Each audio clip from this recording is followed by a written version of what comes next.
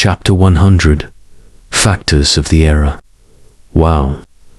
Sir, are there other reasons why so many Buddhas need to be born in this era? I asked, because the current situation is the most precarious and risky it has ever been. It's as if all the people in the world are approaching the edge of a deep abyss. If they continue walking as they always have, even one more step, they will fall into the depths below. At the same time, a cosmic fire capable of consuming everything is raging from behind, about to engulf them.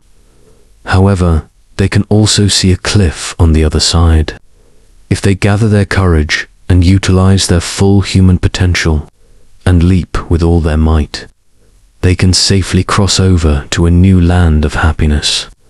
But the problem is that almost all of humanity is currently emaciated, weak, tired, and without strength. If they are left to jump on their own, only a few will survive. Meanwhile, there is a group of humans among them who are currently in a state of perfection.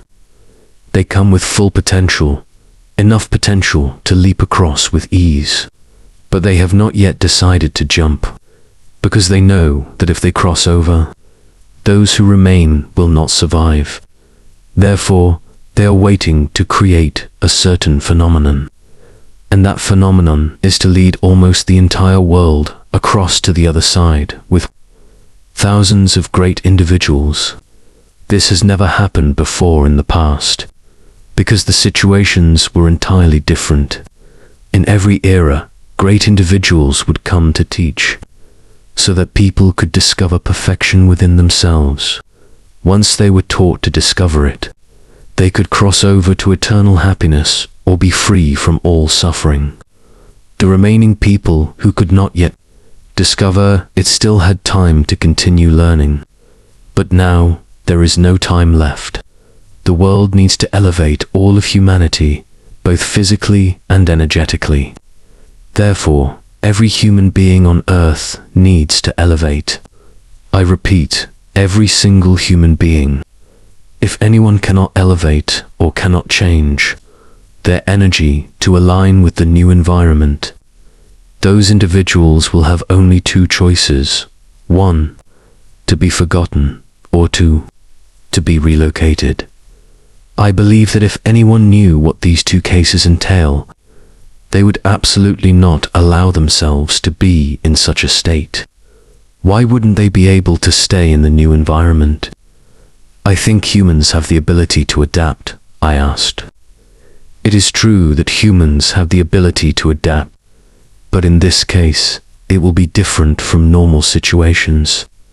There are conditions regarding both standards and time. What are the conditions regarding standards and time? I asked.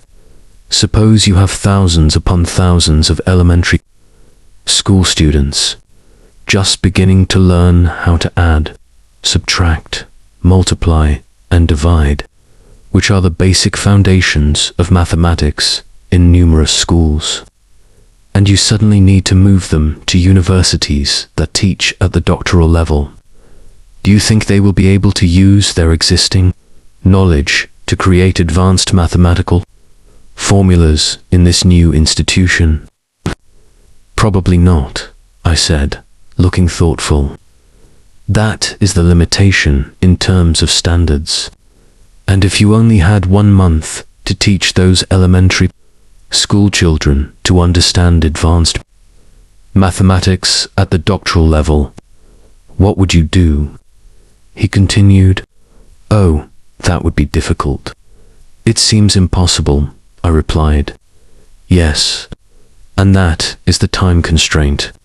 When it comes to learning from the outside, it absolutely requires time because it must progress in sequence, from easy to difficult until the process is complete, conveying knowledge to the physical senses. But learning from within is entirely different.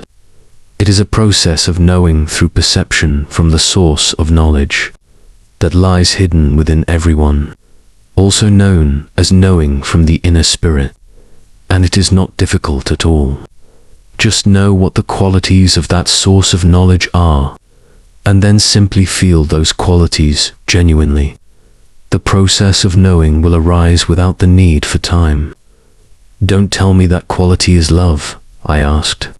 Indeed, because love is one of the qualities of the origin of our souls, or the qualities of God. It is the fundamental quality of the source of all knowledge.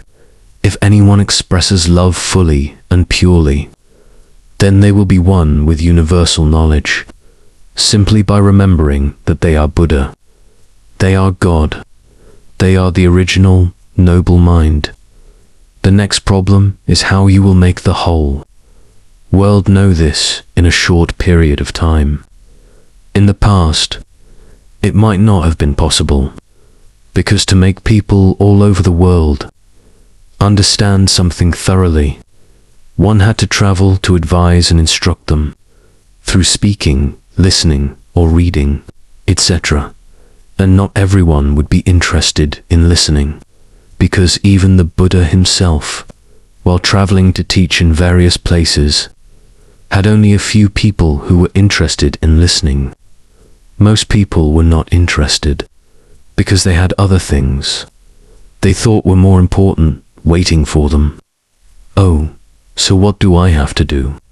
I asked. Currently, your world has entered an era you call the age of limitless information.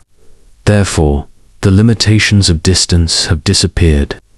But the remaining obstacle is how to make people all over the world interested and curious. Merely spreading information widely through various media channels might not be enough.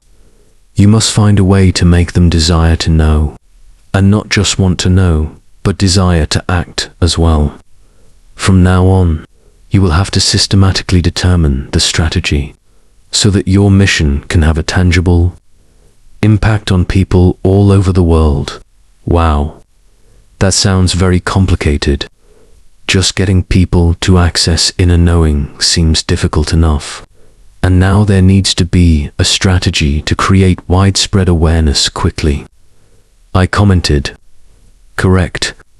And it's not just about awareness, but there must also be a mechanism for continuous and sustainable movement. This is the only opportunity you have to make this happen successfully. Given the factors that exist today, he said, is everything my sole responsibility? I asked. This matter is not just your agenda.